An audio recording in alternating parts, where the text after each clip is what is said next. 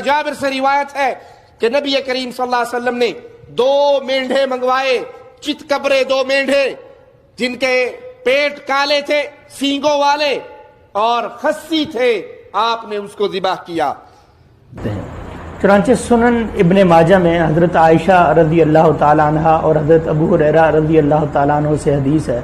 वो फरमाते हैं अन्ना रसूलुल्लाह सल्लल्लाहु अलैहि वसल्लम कान इज़ा अरादा अन युज़हिया इश्तरा कबशैन।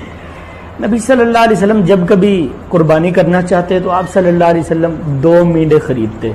उन मेंढों की सिफात जो उन्होंने बयान फरमाई वो ये हैं अजीमैन समीनैन अकरनैन अमलहैन मौजूऐन। 2 मोटे ताज़े सफ़ेद और काले रंग में मिक्स और अच्छी तरह तंदुरुस्त सेहतमंद और खस्सी। नबी अकरम सल्लल्लाहु अलैहि वसल्लम इस तरह के चतकुबरे मेंढे वो अल्लाह के रास्ते में कुर्बान किया करते थे। ऐसे मोटे ताज़े खूबसूरत और ऐसे कीमती जानवर को अल्लाह के रास्ते में कुर्बान किया करते थे और उनकी सिफ्त ये होती थी कि वो खस्सी होते थे। तो नबी सल्लल्लाहु अलैहि वसल्लम से वाज़ेह और सही तौर पर यह बात साबित है कि आप सल्लल्लाहु अलैहि वसल्लम ने खस्सी जानवर की कुर्बानी की। और अगर ये चीज़ यानी खस्सी होना, जानवर का खस्सी होना, अगर ये मना होता और ये कुर्बानी के लिए माने और मुज़िर होता तो क्यों नबी अकरम सल्लल्लाहु अलैहि वसल्लम इस तरह के जानवर की कुर्बानी करते। ये हदीस सुनन इब्ने माजा में 31-22 नंबर है। इसी तरह सुनन अबी दाऊद में भी एक रवायत है, उसमें भी है कि नबी अकरम सल्लल्लाहु अलैहि वसल्लम ने इसी तरह 2 जानवरों की कुर्बानी की जो अच्छे मोटे तगड़े ताज़े थे और वो खस्सी थे। तो खस्सी जानवर की कुर्बानी की जा सकती है, इसमें किसी किस्म का कोई हरज और कोई कबाहत नहीं है। खस्सी किया हुआ जानवर मुस्तहब है। जो लोग उसको मकरू कहते हैं ना वो जरा गौर करें। नबी अकरम सल्लल्लाहु अलैहि वसल्लम के तल्लुक़ से आता है, अबू दाऊद की रिवायत है, आप हज़रत आयशा फरमाती है अल्लाह के रसूल ने आखिरी जो कुर्बानी अपनी की थी वो 2 चित कबरे मेंढे, व्हाइट और ब्लैक कलर का उनका रंग, मुख्तलिफ स्पॉट्स थे उनके ऊपर, बकरे थे जो खसी किए हुए थे। इतनी वाज़ेह रिवायत होने के बाद भी लोग कैसे फतवा देते हैं कि मकरू, अल्लाह रहम करे ऐसे लोगों। खसी किए हुए थे, नबी क्या एक नाकिस और मकरू कुर्बानी करेंगे। 23वां सवाल और आखिरी सवाल इस मजलिस का ये है कि क्या खस्सी जानवर की कुर्बानी जायज़ है। बाद लोग कहते हैं कि खस्सी करना जानवर को ये ऐब होता है। खस्सी जानवर आप जानते हैं, बताने की ज़रूरत नहीं है कि यानी खुस्यतैन उसके निकाल लिए जाते हैं, जानवर के टेस्टिकल्स जिसको आप इंग्लिश में कहते हैं, तो उस जानवर के, बकरे के वो निकाल दिए जाते हैं, तो उसको खस्सी जानवर कहते हैं। तो क्या ऐसे जानवर की कुर्बानी जायज़ है। बाद लोग कहते हैं कि ये ऐब है उसमें और ऐबदार जानवर कुर्बानी के लिए नहीं चलता है, इसलिए उसकी कुर्बानी नहीं देना चाहिए। लेकिन ये बात गलत है। क्यों? इसलिए कि खुद अल्लाह के नबी सल्लल्लाहु अलैहि वसल्लम ने खस्सी जानवर की कुर्बानी की है। दलील क्या है? आयशा रदी अल्लाह ताला अन्हा और अबू हुरैरा रदी अल्लाह ताला कहते हैं काना इदा अन्ना रसूलुल्लाह सल्लल्लाहु अलैहि वसल्लम काना इदा अरादा अन युदाहिया इश्तरा कबशैन। अल्लाह के रसूल सल्लल्लाहु अलैहि वसल्लम जब कुर्बानी का इरादा करते तो आप 2 बकरे खरीदते। कैसे बकरे? अज़ीमैन, भारी भरकम, बड़े, अजीम, समीनैन, मोटे तगड़े, यानी हाइटेड थे वो अजीम, और कैसे? हाइटेड लेकिन मरियल नहीं, मोटे तगड़े एकदम। समीनैन, समीन उसको कहते हैं जो मोटा हो एकदम, उसमें वजन, उसमें गोश्त ज्यादा हो। अकरनैन, 2 सींग वाले। अमलहैन, सफेद जिसमें कुछ काले पैचेस भी हों, काले धब्बे उसमें हो, पाँव में, घुटनों में, आंखों के अतराफ उसमें थे। अमलहैन, अमलहैन यानी ऐसे सफेद और जिसमें काले पैच हों। मौजूऐन, बाद रिवायत में मूजऐन का लफ्ज आया है। मौजूऐन कहते हैं ऐसे को जो खस्सी हो। तो दोनों बकरे कैसे थे? खस्सी थे। तो अल्लाह के नबी सल्लल्लाहु अलैहि वसल्लम ने खस्सी बकरे ज़बाह किए। इसको इब्ने माजा और इमाम अहमद ने अपने मुस्नद में रिवायत किया है और ये हदीस सही है। इससे मालूम होता है कि न सिर्फ ये कि खस्सी बकरे जायज़ हैं बल्कि खस्सी बकरे मुस्तहब हैं। खुद अल्लाह के नबी सल्लल्लाहु अलैहि वसल्लम ने खस्सी जानवर ज़बाह किया है, तो उसमें कोई हरज नहीं है। खस्सी जानवर की कुर्बानी पर इजमा है। इब्न क़ुदामा रहमहुल्लाह ताला ने अल-मुग़नी के अंदर लिखा है ला नालमु फ़ीही ख़िलाफ़न। अल्लाह जी, यानी हमें इसमें इख्तिलाफ का इल्म ही नहीं है। जब इब्न क़ुदामा रहमहुल्लाह मुसलमानों का एक हवाले से یہ بات ذکر کر کسی نے اختلاف کیے نہیں، دو مسلمان بھی اس بات پر مختلف نہیں ہے کہ خصی جانور کی قربانی نہیں ہونی چاہیے یا ہونی چاہیے، وہ سارے کہتے ہیں کہ ہونی چاہیے۔ دوسری بات یہ ہے کہ خصی کرنا جو ہے جانور کو یہ عیب نہیں ہے، قربانی کا عیب نہیں، ویسے بھی آپ سب یہ عیب نہیں ہے، یہ ہمارے مطابق اگر دیکھا جائے۔ اس کی وجہ کیا ہے کہ شریعت نے ایک تو اس سے روکا نہیں، یعنی خصی کرنے سے منع نہیں کیا ہے۔ دوسری بات یہ ہے کہ خصی کی اجازت موجود ہے، اگر کوئی آدمی کسی جانور کو خصی کرتا ہے گناہگار تو نہیں ہے نا، اس نے جائز اور درست کام کیا ہے۔ تو شریعت کیا جانوروں کو معیوب کرنے کا کہتی ہے، اس لیے حافظ ابن حجر رحمہ اللہ تعالیٰ نے فتح الباری کے اندر لکھا ہے کہ لیس ھذا عیبا، جلد 10 صفحہ نمبر 3 پہ، کہ خصی کرنا جانور کو، یہ جانور کا خصی ہونا یہ عیب ہے ہی نہیں۔ جب یہ عیب ہی نہیں ہے تو پھر یہ نہیں کہنا چاہیے کہ روایات ثابت نہیں ہے، ٹھیک ہے۔ اگر یہ مطلب عیب ہے، اگر مان لیجئے کسی کی بات کہ یہ عیب ہے، یہ عیب قربانی میں مانے نہیں، قربانی میں مانے نہیں ہے وہ ہر عیب، جی آپ صاحب، ہر عیب قربانی میں مانے نہیں، وہی عیب قربانی میں مانے ہوں گے جن پر شریعت نص اور دلیل کر دی ہے۔ تو یہ ایک سمپل سی بات ہے، میں سمجھتا ہوں کہ اس میں مسلمانوں کو اختلاف۔ خصی کر دینے کے بعد ان کی اندر جو گوشت میں بدبو قسم کی چیز ہوتی ہے وہ بدبو ختم ہو جاتی ہے، گویا کہ گوشت کا بدبو دار ہونا بھی ایک عیب ہے، اور اس کو خفی کر کے اس عیب کو زائل کر دیا گیا۔ ظاہر سی بات ہے یہاں پر عیب کو ختم کیا گیا تو پھر اس کی قربانی جائز کیوں نہیں ہوگی؟ خود اللہ کے رسول صلی اللہ علیہ وسلم نے خصی جانور کی قربانی دی ہے۔ ابن ماجہ، مسند احمد، مستدرک حاکم اور سنن بہقی کی روایت ہے، کان رسول اللہ صلی اللہ علیہ وسلم اذا ضحى اشترى كبشين عظيمين سمينين اقرنين املحين موجوعين۔ نبی صلی اللہ علیہ وسلم جب قربانی کرنا چاہتے تو ایسے 2 میڑھے خریدتے جو بڑے قد آور ہوتے، تازے ہوتے، سینگوں والے ہوتے، سیاہ و سفید رنگ والے ہوتے اور خفی ہوتے، موجوعین مطلب خفی ہوتے۔ تو گویا اللہ کے رسول صلی اللہ علیہ وسلم نے خود خسی جانور کی قربانی دی ہے، اس میں پھر کون سی حرج کی بات ہے؟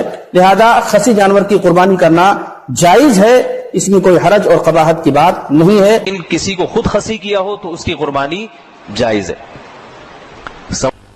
خسی کی قربانی جائز ہے۔ اچھا جی، یہ کوئی عیب نہیں ہے کہ اللہ کے نبی صلی اللہ علیہ وسلم نے حضرت جابر بن عبداللہ سے روایت ہے کہ نبی پاک صلی اللہ علیہ وسلم نے 2 خصی مینڈوں کی قربانی خود اپنے ہاتھ سے فرمائی اور خصی جانور کو پسند فرمایا۔ یہ حدیث دارمی کے اندر، سنن دارمی میں امام دارمی نے نقل کی، اور امام ابو داؤد نے جلد نمبر 2 حدیث کو نقل کیا۔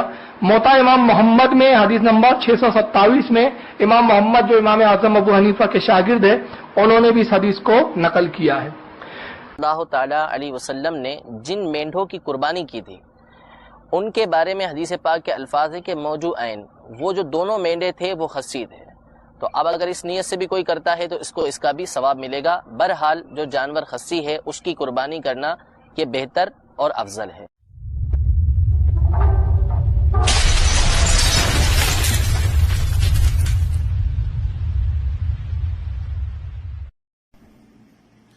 السلام علیکم ورحمۃ اللہ وبرکاتہ۔ الحمدللہ رب العالمین والصلاة والسلام علی اشرف الانبیاء والمرسلین نبینا محمد وعلی آلہ وصحبہ اجمعین، اما بعد، اعوذ باللہ من الشیطان الرجیم، بسم اللہ الرحمن الرحیم۔ قال اللہ تبارک وتعالی فی قرآن المجید، یا ایہا الذین آمنوا ان جاءکم فاسق بنبأ فتبینوا ان تصیبوا قوما بجہالۃ فتصبحوا علی ما فعلتم نادمین۔ وقال نبی صلی اللہ علیہ وسلم، من کذب علی متعمدا فلیتبوأ مقعدہ من النار۔ رب اشرح لی صدری ویسر لی امری واحلل عقدۃ من لسانی یفقہوا قولی رب زدنی علما۔ میرے عزیز دوستوں اور بھائیوں اور میری اسلامی خواتین و حضرات، اللہ تبارک و تعالیٰ کی توفیق سے میں آپ کے سامنے جس ٹاپک پر، جس موضوع پر بات کرنے کی کوشش کر رہا ہوں، وہ ٹاپک، وہ موضوع ہے کہ کیا خصی جانور کی قربانی کرنا سنت ہے؟ کیا رسول اللہ صلی اللہ علیہ وسلم نے خصی جانور کی، بدھی کیے ہوئے جانور کی قربانی کی ہے؟ اسی طرح سے ان ویڈیو کے اندر جیسا کہ آپ نے دیکھا ہے مختلف مولوی حضرات سے، جیسا کہ ان لوگوں نے دعویٰ کیا ہے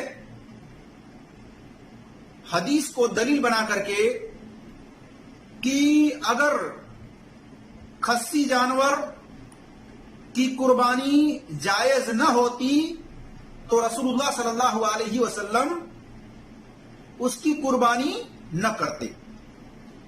تو ہم دیکھتے ہیں جس حدیث کو انہوں نے دلیل بنا کر کے یہ فتویٰ دیا ہے، کیا وہ حدیث اصول حدیث اسماء و رجال کے میزان پر کیا اس کی سند صحیح ہے یا صحیح نہیں ہے؟ ہم اس کی جانچ پڑتال آپ کے سامنے کرنے کی کوشش کریں گے، اور اسی طرح سے ہم بتانے کی کوشش کریں گے کہ رسول اللہ صلی اللہ علیہ وسلم نے خصی کیے ہوئے جانور کی قربانی کی ہے یا بغیر خصی کیے ہوئے جانور کی قربانی کی ہے۔ تو یہ تمام باتیں انشاءاللہ تبارک و تعالی میں پوری دلیل کے ساتھ، پورے حوالے کے ساتھ آپ کے سامنے بات رکھنے کی کوشش کروں گا۔ اللہ تبارک و تعالی سے دعا ہے کہ اللہ تبارک و تعالی ہمیں حق بات اور سچ بات کہنے کی توفیق عطا فرمائے، اور جو ہم سے لفظی طور پر کہنے میں خطائیں ہوں اللہ تبارک و تعالی اس کو معاف فرمائے، آمین یا رب العالمین۔ میرے عزیز دوستوں اور بھائیوں اور میری اسلامی خواتین و حضرات، جیسا کہ آپ جانتے ہیں کہ اکثر و بیشتر مولوی حضرات کی یہ عادت ہے کہ وہ تحقیق نہیں کر رہے ہیں، اصول حدیث کے روح سے حدیثوں کی جانچ پڑتال نہیں کر رہے ہیں، آنکھ بند کر کے لوگوں میں اس طرح کی باتیں کرتے رہتے ہیں، صرف حدیث آ گئی اس کو لوگوں میں بیان کر دیتے ہیں، اس کی سند کو چیک نہیں کرتے، حالانکہ چیک کرنا چاہیے۔ اللہ تبارک و تعالیٰ نے تمام ایمان والوں کو یہ حکم دیا ہے سورہ حجرات آیت نمبر 6 میں، یا ایھا الذین آمنوا ان جاءکم فاسق بنبأ فتبینوا، کہ اے ایمان والو جب تمہارے پاس کوئی فاسق خبر لے کر آئے تو اس کی تحقیق کر لیا کرو، اس کی جانچ پڑتال کر لیا کرو۔ اللہ تبارک و تعالیٰ نے جانچ پڑتال کرنے کا حکم دیا ہے، لہذا ہر ایمان والوں کو اپنی صلاحیت، اپنے علم کے مطابق اصول حدیث کے روح سے اس کو چیک کرنا چاہیے۔ اگر چیک نہ کر سکے، اگر اس کی صلاحیت وہ نہیں رکھتا ہے تو پھر کسی محقق، تحقیق کرنے والے عالم سے سوال کرے اس کی سند کے بارے میں، یہ ہونی چاہیے میرے عزیز دوستوں اور بھائیوں۔ اور رسول اللہ صلی اللہ علیہ وسلم کی طرف جان بوجھ کر کے جھوٹی بات منسوب کرنا جو سند صحیح نہ ہو، ایسے لوگوں کے لیے وارننگ ہے۔ رسول اللہ صلی اللہ علیہ وسلم نے فرمایا صحیح بخاری میں حدیث نمبر 109، 110 وغیرہ میں، من کذب علی متعمدا فلیتبوأ مقعدہ من النار، کہ جس نے جان بوجھ کر کے جھوٹی بات میری طرف منسوب کی جس کو میں نے نہیں بیان کی ہے تو اس کو چاہیے کہ وہ اپنا ٹھکانہ جہنم میں بنا لے۔ تو میرے جس دوستوں اور بھائیوں احتیاط کی ضرورت ہے۔ آئیے ہم پہلے یہ بات رکھنے کی کوشش کرتے ہیں اور ایک ویڈیو بھی آپ کے سامنے دکھانے کی کوشش کرتے ہیں کہ دیکھیے انسانوں کو بھی اور اسی طرح سے عورتوں کو بھی یہ جو کام ہے،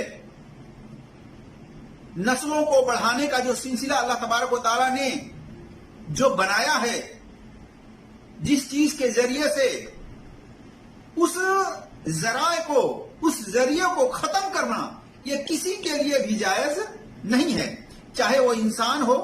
اکثر و بیشتر آپ نے سنا ہوگا کہ بہت سارے مرد جو ہے نسبندی کرا لیتے ہیں اس مقصد سے کہ وہ اب نسلوں کو بڑھانا نہیں چاہتے، وہ وارث پیدا نہیں کرنا چاہتے۔ اسی طرح سے عورتیں ہیں، عورتیں اپنا نسبندی کرا لیتی ہیں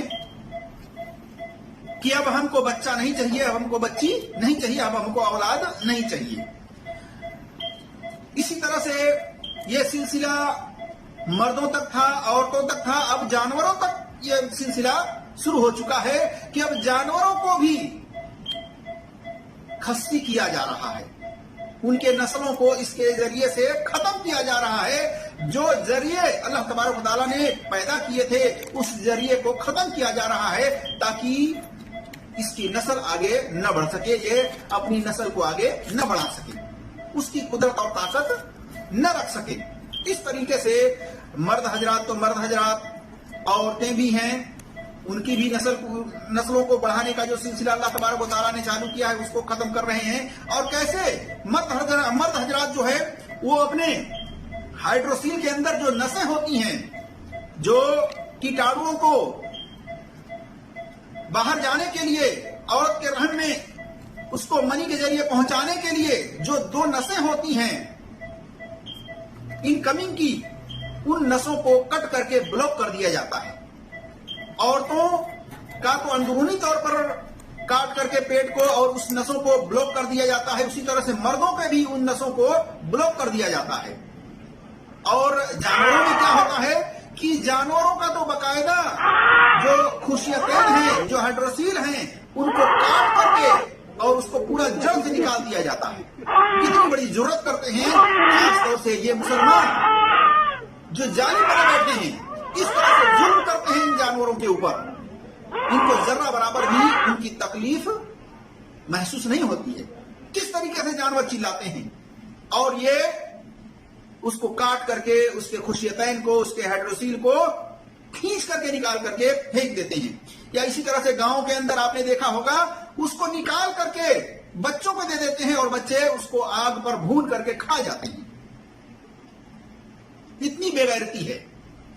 کسی بھی زندہ جانور جو حلال ہیں اس کے جسم کے کسی بھی ٹکڑے کو کاٹ کر کے اس کو کھانا یہ حرام ہے اسلام کے اندر میرے عزیز دوستوں اور بھائیوں. اور گاؤں کے اندر اس طرح کی حرکتیں کرتے ہیں گاؤں والے لا علمی یا علمی کے بنا پر.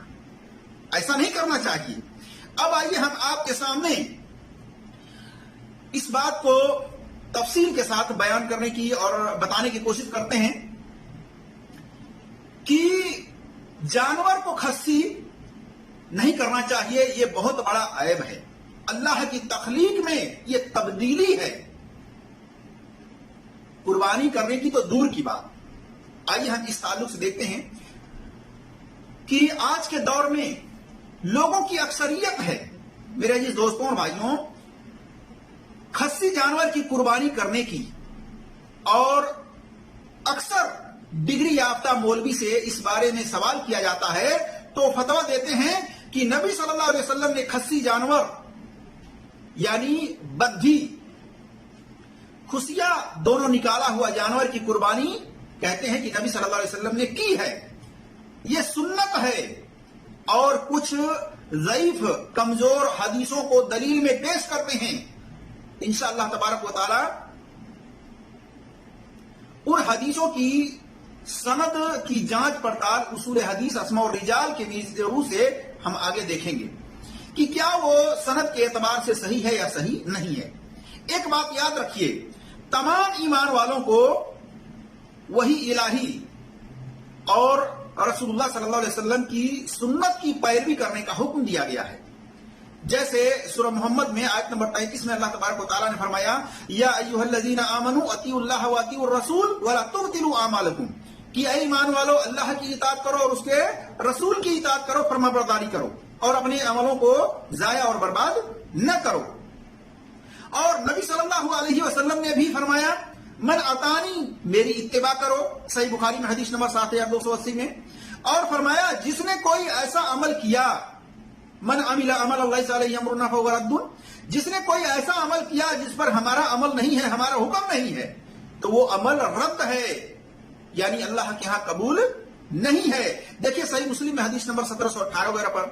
اور فرمایا جس نے میری سنت سے منہ موڑا وہ ہم میں سے نہیں ہے. دیکھیے صحیح بخاری میں حدیث نمبر 5063 پر. اور متقدمین محدثین میں سے شقہ تابعی امام زہری رحمۃ اللہ علیہ فرماتے ہیں ہم سے پہلے گزرنے والے علماء کہتے تھے کہ سنت کو مضبوطی کے ساتھ پکڑنے میں نجات ہے. سنت کو مضبوطی کے ساتھ پکڑنے میں ہی نجات ہے.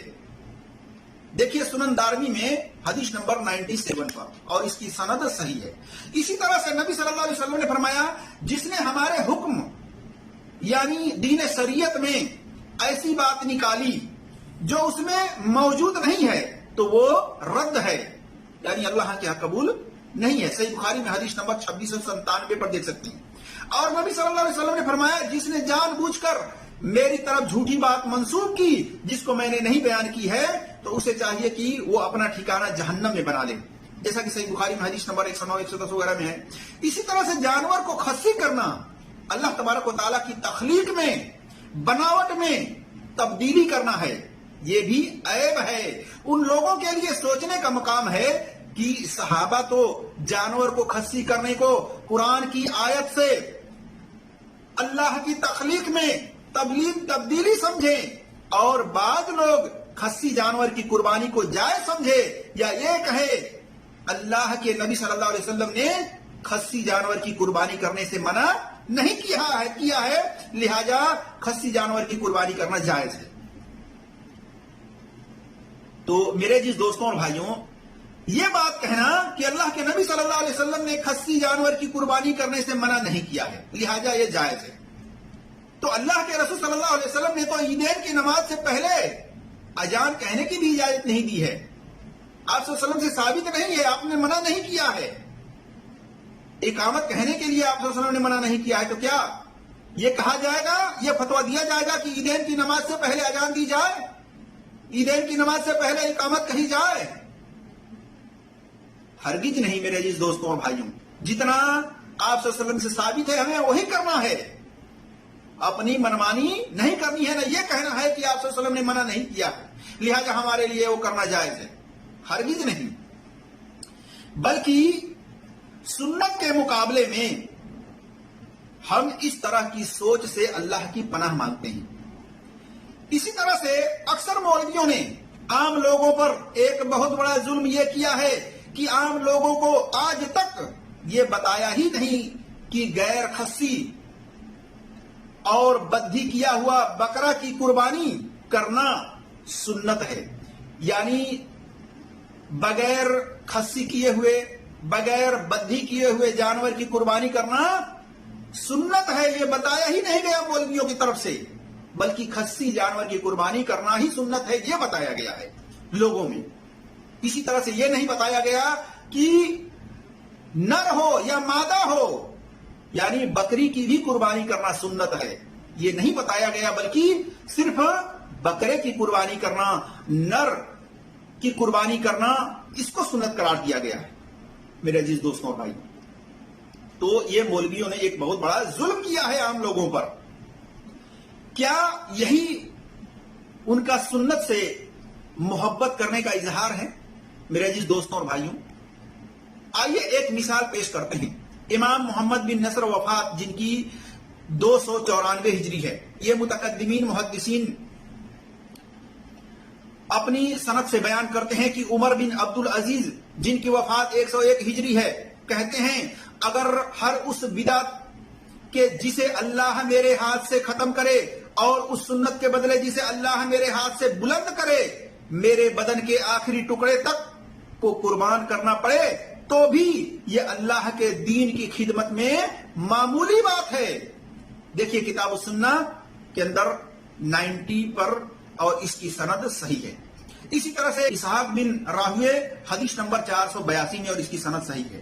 عبداللہ ابن عباس رضی اللہ تعالیٰ عنہ کہتے ہیں شیطان گناہ کی طرف سے انسان پر حملہ آور ہوتا ہے تاکہ وہ سنت کو چھوڑ کر بدعت کا ارتکاب کرے. یعنی شیطان تو یہ چاہتا ہی ہے کہ سنت والے کام، نبی صلی اللہ علیہ وسلم کے بتائے ہوئے کام، نبی صلی اللہ علیہ وسلم سے جو ثابت شدہ عمل ہے اس سے ہٹا کر کے کسی بدعت پر لگائے، وہ تو یہی چاہتا ہے. خلاصہ کلام یہ ہے میرے عزیز دوستوں اور بھائیوں کہ غیر خصی جانور کی قربانی کرنا یہی سنت ہے، اور خصی بدھی کیا ہوا جانور کی قربانی کرنا یہ سنت نہیں ہے. اللہ تبارک و تعالی وہی عمل قبول کرے گا جو سنت کے مطابق کیا ہوا رہے گا، جس میں کوئی عیب نہ ہوگا، جو خالص اللہ کی رضا حاصل کرنے کے لیے کیا ہوگا. کہاں نبی صلی اللہ علیہ وسلم نے فرمایا 4 قسم کے جانوروں کی قربانی جائز نہیں ہے. اس حدیث میں آپ صلی اللہ علیہ وسلم نے 4 قربانی کرنے والے عیبدار جانوروں کے بارے میں وضاحت کی ہے. نمبر 1، لنگڑا جانور جس کا لنگڑا پن ظاہری طور پر دکھائی دے. نمبر 2 کانا جانور جس کا کاناپن دکھائی دے. نمبر 3 بیمار جانور جس کی بیماری صاف طور پر دکھائی دے. نمبر 4 جانور جس کی ہڈیوں میں بالکل گودا نہ ہو. ایسا جانور جس کی ہڈیوں میں بالکل بھی گودا نہ ہو. ایسے 4 قسم کے جانوروں کے عیب کو آپ صلی اللہ علیہ وسلم نے بتلایا ہے. جیسا کہ مسند احمد میں جلد نمبر 4 صفحہ نمبر 284 میں المنطقہ لابن الجارود کے اندر حدیث نمبر 481 ہے اور 907 ہے، اور صحیح ابن خزیمہ کے اندر حدیث نمبر 2912، سنن ابی داؤد کے اندر حدیث نمبر 2799، سنن ترمذی کے اندر حدیث نمبر 1497 اور سنن نسائی کے اندر حدیث نمبر 4374 پر، اور سنن ابن ماجہ کے اندر حدیث نمبر 3144 دیکھ سکتے ہیں. اس حدیث کو دلیل میں پیش کیا جاتا ہے کہ نبی صلی اللہ علیہ وسلم خصی یعنی بدی کیا ہوا جانور کے بارے میں نہیں کہا ہے. اگر ایسا جانور عیبدار ہوتا تو نبی صلی اللہ علیہ وسلم اس کا بھی ذکر اس حدیث کے اندر کرتے. لہذا خصی کیا ہوا جانور کی قربانی کرنا جائز ہے. یہ دلیل دیتے ہیں. میرے عزیز دوستوں اور بھائیوں، ہم آئیے دیکھتے ہیں صحابہ نے اس تعلق سے کیا کہا ہے خصی جانور کے بارے میں. صحابہ نے اس کے بارے میں قرآن سے دلیل دے کر واضح کیا ہے کہ خصی کیا ہوا جانور عیبدار ہوتا ہے، نقص والا ہوتا ہے، اللہ کی بناوٹ میں تبدیلی ہے. خصی کرنا اللہ کی بناوٹ میں، اللہ کی تخلیق میں تبدیلی کرنا ہے. میرے عزیز دوستوں اور بھائیوں، خصی کیا ہوا جانور عیبدار ہے. دلیل نمبر 1 عبداللہ بن عباس رضی اللہ تعالیٰ عنہ، قرآن سورہ النساء آیت نمبر 119، جس میں اللہ تبارک و تعالیٰ نے فرمایا وَلَا مُرَنَّهُمْ فَلَا يُغَيِّرُنَّ خَلَقَ اللَّهِ. اللہ نے شیطان مردود کا قول نقل کیا کہ شیطان نے کہا کہ میں ان سے کہوں گا، کس سے؟ بنی آدم سے، آدم کی اولاد سے، کہ اللہ کی بنائی ہوئی صورت کو بگاڑ دیں. سنو، جو شخص اللہ کو چھوڑ کر شیطان کو اپنا دوست رفیق بنائے گا وہ شدید نقصان میں ہوگا.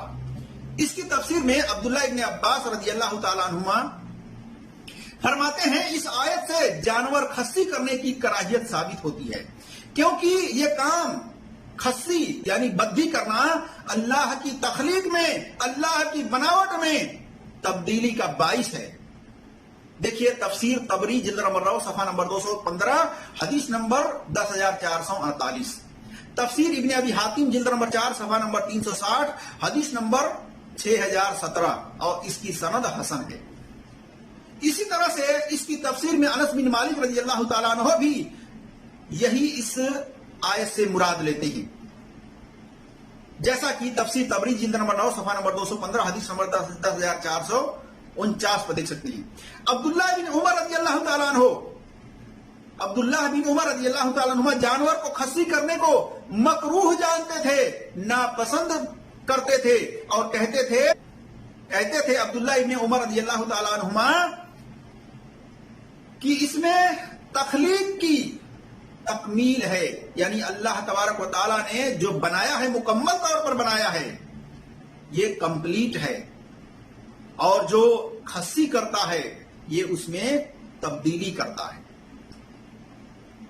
آپ دیکھ سکتے ہیں الموطا امام مالک حدیث نمبر 1699، مصنف عبد الرزاق میں حدیث نمبر 8440، اور اس کی سند صحیح ہے. پتہ چلا عبداللہ ابن عباس رضی اللہ تعالیٰ عنہ، عبداللہ ابن عمر رضی اللہ تعالیٰ عنہ اور انس رضی اللہ تعالیٰ عنہ اس آیت کے روح سے اللہ کی تخلیق میں، اللہ کی بناوٹ میں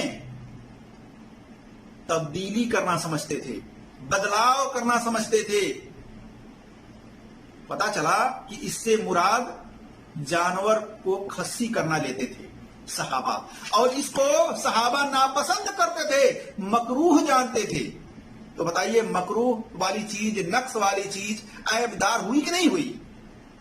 صحابہ کے اس قول سے تو یہی ثابت ہوا کہ خصی جانور عیبدار ہوتا ہے.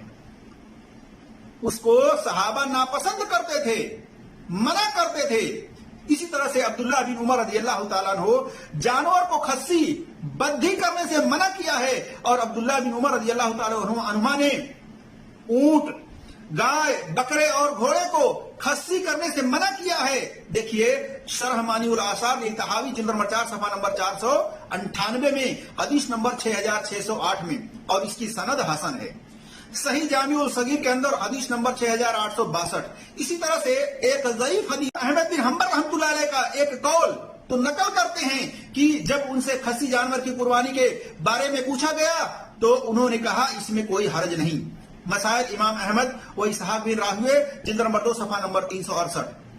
इस कौल को इमाम अहमद बिन हंबल रहमतुल्लाह अलैह की दूसरी कौल मंसूब कर देती है। दूसरी कौल में इमाम अहमद बिन हंबल रहमतुल्लाह अलैह से खस्सी जानवर की कुर्बानी के बारे में पूछा गया इमाम अहमद बिन हंबल रहमतुल्लाह अलैह से कि क्या खस्सी जानवर की कुर्बानी करना मकरूह है, तो उन्होंने कहा वल्लाह, कहा अल्लाह की कसम, ये आजाए तनासुल तखलीक इलाही की तकमील है। इसहाक बिन राहुए रहमतुल्लाह अलैह ने कहा कि यही हक है। यानी देखिए मसाइल इमाम अहमद बिन हंबल व इसहाक बिन राहुआ के अंदर नंबर है 2786 और इनके कौल की सनद सही है। पता चला कि इमाम अहमद बिन हंबल रहमतुल्लाह अलैह ने पहले कौल से रुजू कर लिया था और खस्सी जानवर की कुर्बानी करने को मकरूह समझा था। पता चला कि सहाबा इसी तरह से पता चला कि सहाबा खस्सी जानवर के करने को पसंद नहीं करते थे, बल्कि जो खस्सी जानवर को करता तो अल्लाह की बनावट में तब्दीली जानते थे, फिर कैसे खस्सी जानवर की कुर्बानी करने को जायज समझ सकते हैं। एक शैतानी धोखा लोगों में आम है कि जानवर को अगर खस्सी बद्धी किया जाता है तो इससे वो जानवर खूबसूरत दिखता है, कहा जाता है कि उससे वो बड़ा हो जाता है, बड़ा सेहतमंद दिखता है, उसके गोश्त में बदबू नहीं होती है, उसका गोश्त लज्जतदार होता है, जबकि ये शैतानी फरेब है, जबकि ये शैतानी धोखा है। अल्लाह तबारक व तआला ने सूरह हिज्र आयत नंबर 39 में अल्लाह तबारक व तआला ने शैतान का कौल नकल किया है कि शैतान ने कहा मैं भी जमीन में उनके लिए गुनाह के काम को खूबसूरत बनाकर पेश करूंगा और हर सूरत में उन सब को गुमराह करूंगा। पता चला ये जो लोग अल्लाह की तख्लीक में तब्दीली करके खस्सी जानवर को बद्धी करके खूबसूरत समझते हैं, ये शैतान के धोखे में आकर ऐसा कह रहे हैं। इस तरह की बात कहने से बचना चाहिए। खूबसूरती अल्लाह की मुकम्मल तख्लीक में है, उसकी तब्दीली में खूबसूरती नहीं है मेरे जिस दोस्तों और भाइयों। और इमाम नाफे रहमतुल्लाह अलैह बयान करते हैं कि अब्दुल्ला इब्न उमर रज़ी अल्लाह ताला अन्हुमा मदीना में कुर्बानी की और मुझे हुक्म दिया सींगों वाला गैर खस्सी बगैर बद्धी किया हुआ मेंढा खरीदने का, फिर ईद उल अजहा की ईदगाह में उसको मैंने ज़िबह किया। देखिए अल मुअत्ता के अंदर हदीस नंबर 1392 पर। और मेरे जिस दोस्तों और भाइयों, बगैर खस्सी किया हुआ जानवर ही कुर्बानी करना सुन्नत है। आप सल्लल्लाहु अलैहि वसल्लम बगैर खस्सी किया हुआ जानवर ही की कुर्बानी किया करते थे। इस ताल्लुक से आप देख सकते हैं सही बुखारी में हदीस नंबर 5564, सही मुस्लिम में हदीस नंबर 1966 वगैरह में पता चला कि जिस जानवर के अंदर नक्स पाया जाता है, जिस जानवर के अंदर ऐब पाया जाता है, वो जानवर की कुर्बानी नबी सल्लल्लाहु अलैहि वसल्लम ने नहीं की है, सहाबा ने नहीं की है। फिर आज कैसे लोग धड़ाधड़ इस तरह से फतवा दे करके और लोगों को करने पर उकसा रहे हैं और लोग कर रहे हैं।